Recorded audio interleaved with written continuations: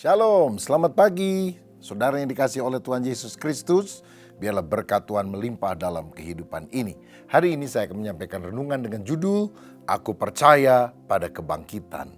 Kisah Para Rasul pasal 4 ayat 1-4 berbunyi demikian. Petrus dan Yohanes di hadapan mahkamah agama.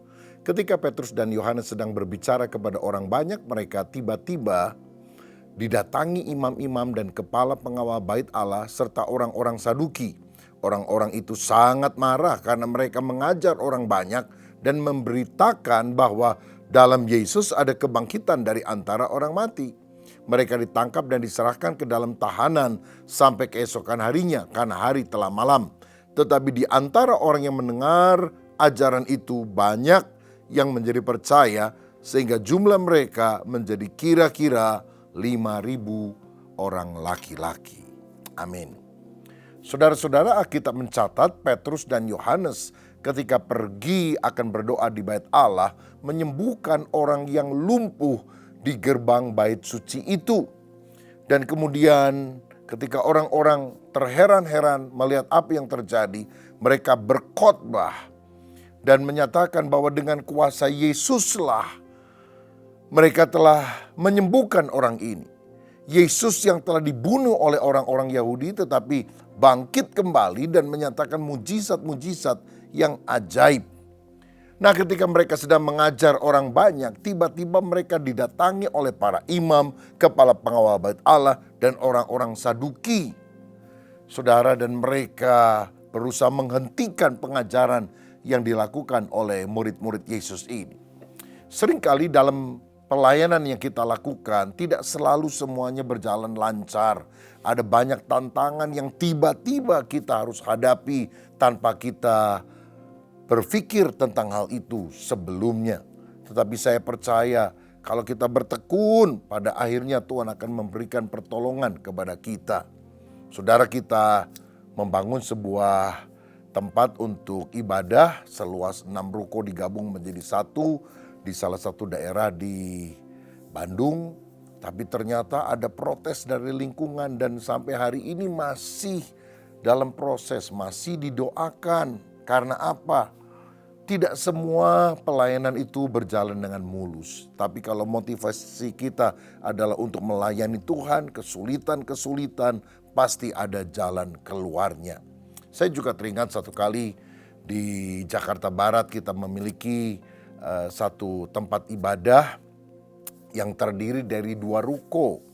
Lalu jemaat mulai bertambah banyak dan saya bilang kepada pengurus, gimana kalau 2 ruko lain yang dempet dibeli. Tapi rupanya pemiliknya belum mau, hanya mau mengontrakkan saja. Saya bilang oke lah. Nah, saudara-saudara, sudah deal, tapi waktu mau dibayar ternyata ada tetangga lingkungan di sana itu yang mendengar dan kemudian tidak setuju, menghambat, ya bawa orang-orang untuk membuat keributan dan sebagainya. Sampai akhirnya kita bilang udah doa dulu, cooling down dulu, cari kehendak Tuhan.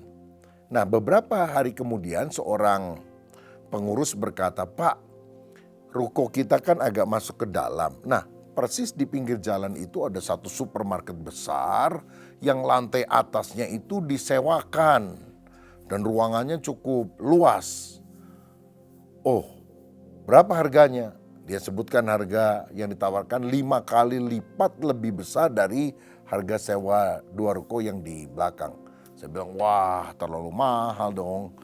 Udahlah, kita nggak usah pikirkan tentang hal itu. Tetapi saudara-saudara, beberapa minggu kemudian saya dikontak untuk ketemu dengan manajer daripada supermarket besar itu.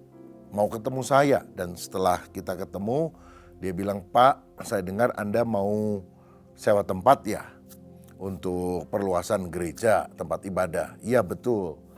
"Udah pakai tempat kami saja." "Oh, tapi harganya kan 5 kali lipat dari yang belakang," saya bilang. "Iya sebetulnya begitu sih, tapi saya udah bicara dengan pimpinan kalau itu buat gereja. Sudahlah, harga di belakang berapa disamain aja." "Oh, disamakan dengan harga sewa di belakang?" "Iya," katanya. Wah, akhirnya saudara-saudara kita bisa menempati bagian ruangan daripada gedung yang di depan, yang di seberang yang di pinggir jalan itu dengan harga yang sama dengan apa yang ada di belakang. Dan kita bersyukur akhirnya karena kita pikir orang yang tadi protes-protes itu adalah alat setan untuk mengganggu pekerjaan Tuhan. Ternyata menjadi alat Tuhan sehingga kita menjadi menggunakan tempat yang lebih strategis, ada liftnya, ada eskalatornya, di pinggir jalan lagi dengan biaya yang relatif sama. Saudara, di tengah tantangan yang saudara alami dalam pelayanan, dimanapun saudara melayani, percayalah Tuhan itu selalu punya cara untuk menolong kita. Haleluya. Nah, menarik sekali dikatakan bahwa para pemimpin agama itu marah kenapa para murid berkhotbah tentang kebangkitan Yesus. Sehingga mereka mau mencegah karena menganggap bahwa berbicara tentang kebangkitan Yesus itu adalah ajaran sesat. Padahal itu adalah ajaran yang benar, saudara. Saya juga kadang-kadang heran kalau ada orang yang ketika di gereja mulai berkhotbah tentang anti-LGBT, wah ada beberapa orang yang kemudian marah dan berkata, ini sepertinya pengajaran yang akan menyinggung orang lain. Nah, ini terutama kita lihat di negara-negara barat. Padahal kita lihat dalam Alkitab, Tuhan mencintai semua orang, walaupun itu orang berdosa. Namun dia membenci dosanya dan ingin agar orang-orang bertobat tentunya. Nah, orang Kristen itu memang percaya bahwa Yesus bangkit dari antara orang mati. Karena semua nabi mati dan dikuburkan. Kita bisa lihat kuburnya sampai hari ini. Tapi kalau saudara pergi ke kubur Yesus kosong. Karena dia tidak ada di sana. Dia sudah bangkit. Dia hidup sampai sekarang. Dia hidup, saudara. Dan orang percaya kita semuanya yang beriman kepada Yesus, bila mana kita mati, kita akan dibangkitkan kembali.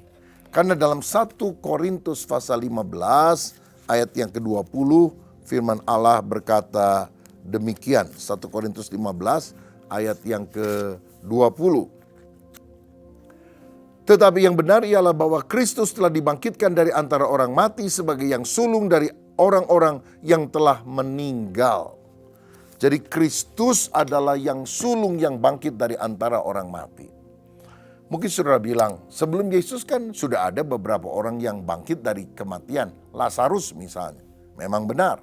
Tetapi setelah sekian waktu, Lazarus mati lagi bukan? Yesus disebut yang sulung, yang pertama, yang bangkit dari antara orang mati.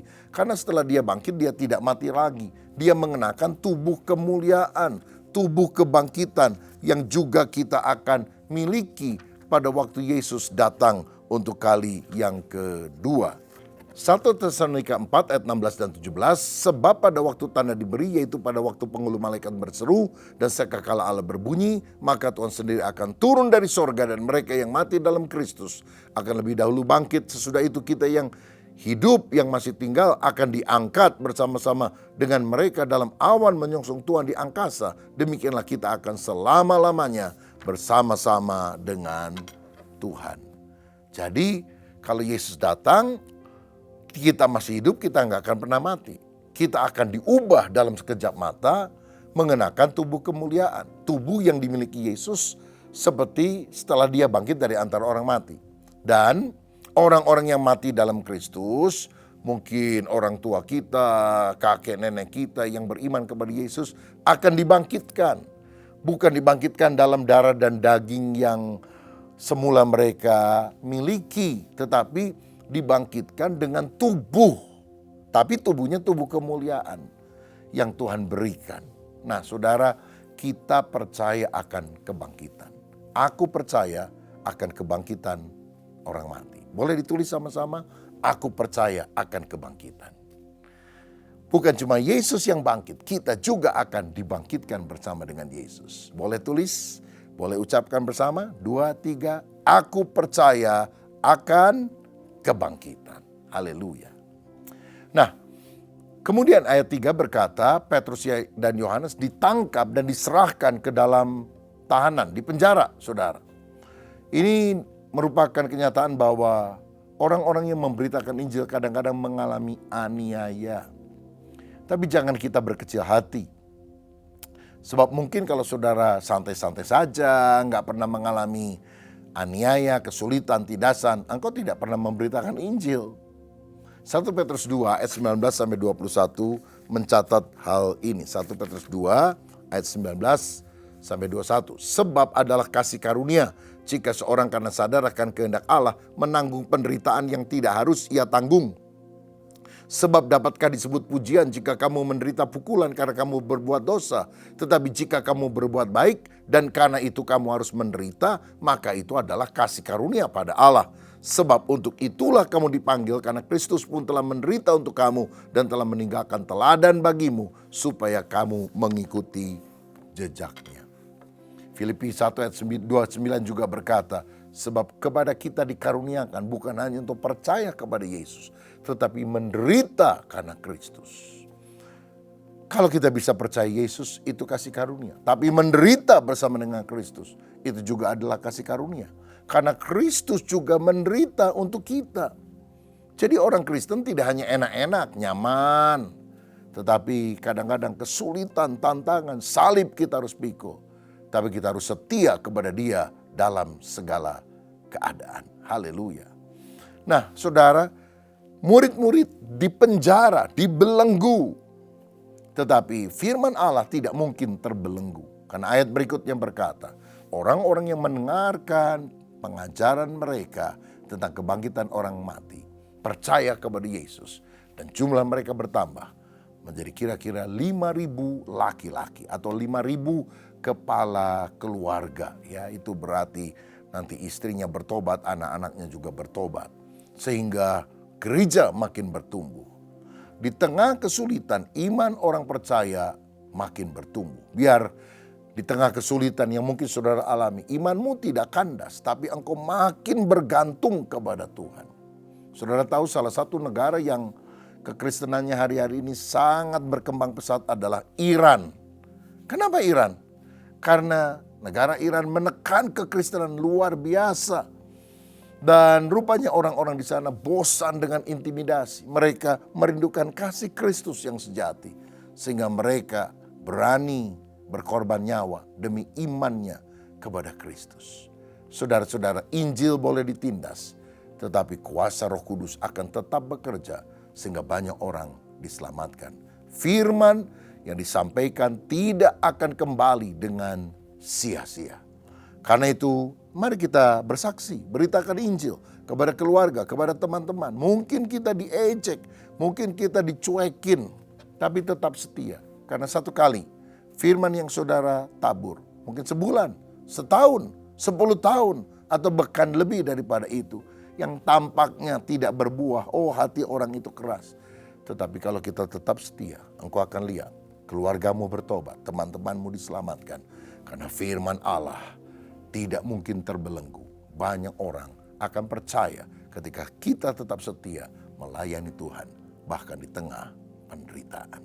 Siapa di antara saudara yang percaya pada kebangkitan Kristus, percaya kepada kebangkitan orang mati, percaya bahwa kita juga satu kali yang mati akan dibangkitkan bersama dengan Kristus, dan kita memberitakan kabar keselamatan ini kepada orang-orang lain, supaya mereka waktu mati akan dibangkitkan dengan kehidupan kekal selamanya di dalam sorga.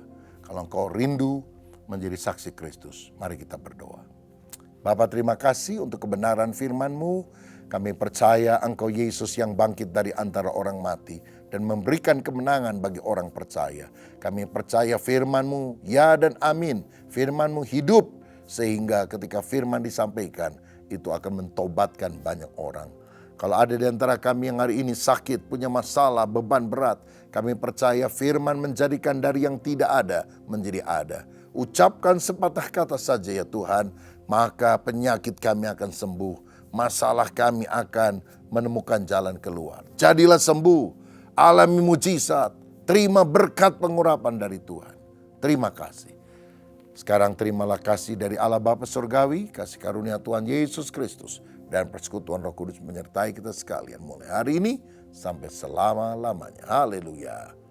Amin. Tuhan Yesus memberkati.